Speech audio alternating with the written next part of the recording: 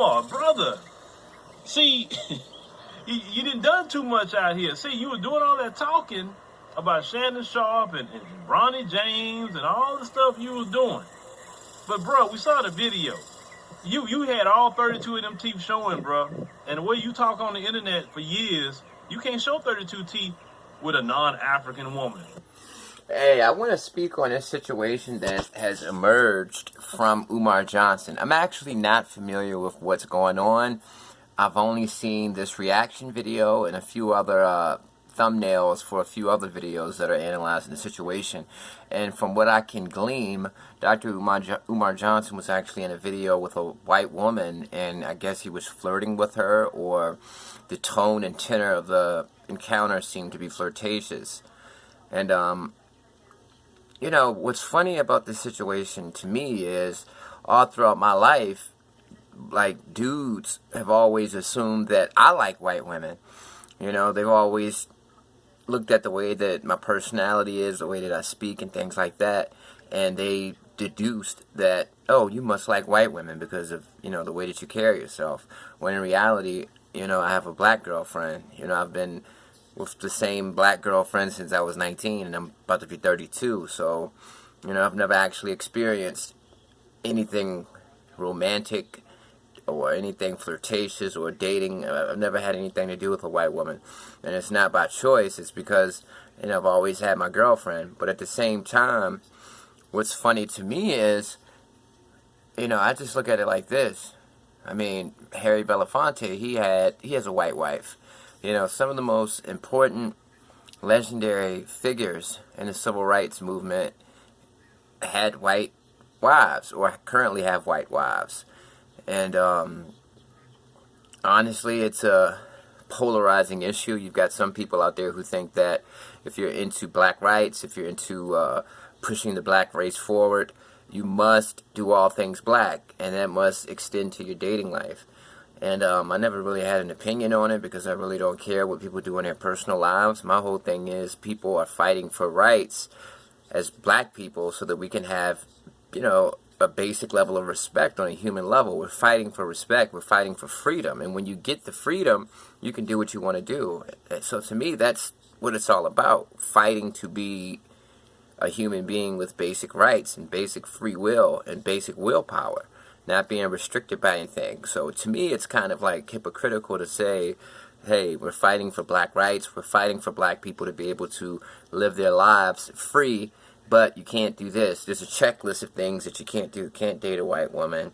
Can't do this. Can't do that. Can't do that. So I've always kind of found that hypocritical. But then there's a small part of me that understands, you know, when you have somebody who's actually out there criticizing white people and shaming white people for being white, and then you find out that person is actually dating or married to a white woman, that's kind of different because you're actually, you know, you're taking an entire race of people. You know, it's about 270 million white people in America. You're taking all of those white people and lumping them into this one box of being evil, demonic, twisted.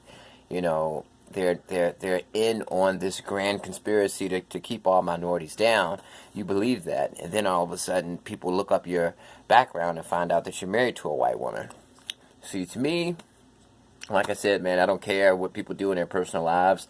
I mean, I'm used to it. I guess I'm just desensitized. There was a point where I was extreme in my beliefs like that, but after seeing so many people married to white women who are affiliated with the civil rights movement and stuff like that, it just doesn't bother me. And like I said, my definition of fighting for black rights means fighting for black people to have basic human willpower, basic human rights, the ability to wake up in the morning and do what you want to do that day without any systemic pressure or any kind of restrictions placed on you. You know what I mean?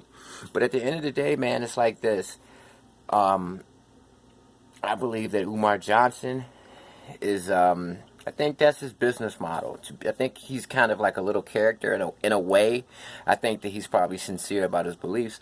But I think anytime you're making money based on your platform, there's a certain degree of business model in that. So certain things that you say, certain things that you do, certain ideas that you endorse all come back around to your business model. And it's a way, and Umar Johnson probably says a lot of the things that he says to make money because he's built himself as this character, this descendant of Frederick Douglass, and so I can understand why it's a shock to some people, but at the end of the day, I really don't care. I think that analyzing somebody's personal life shouldn't be my concern. I don't care what you ate for breakfast. I don't care who you had sex with last night. And my whole thing is this: when it comes to the Black liberation movement, we have more important things to worry about than who's dating who. First of all, before we get to black people can only date black people, we need to get to the part where black people shouldn't kill only black people, because that's an issue.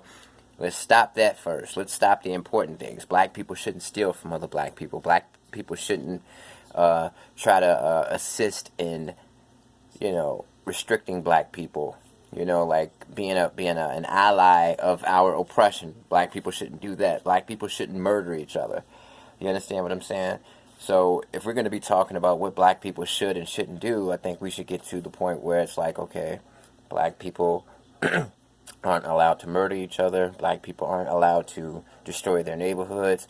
Black people aren't allowed to get college degrees, become successful, and then leave the neighborhood. Therefore, there's no more influences that are positive in the neighborhood. The kids only look up to criminals and drug dealers, blah, blah, blah. Before we get to the part about who we can date, we need to get that stuff taken care of first. But, hey, that's my opinion. I respect your opinion, and I'm just, expressing myself. So if you feel differently, then I respect that too. Nobody's right. We're just chiming in. Peace.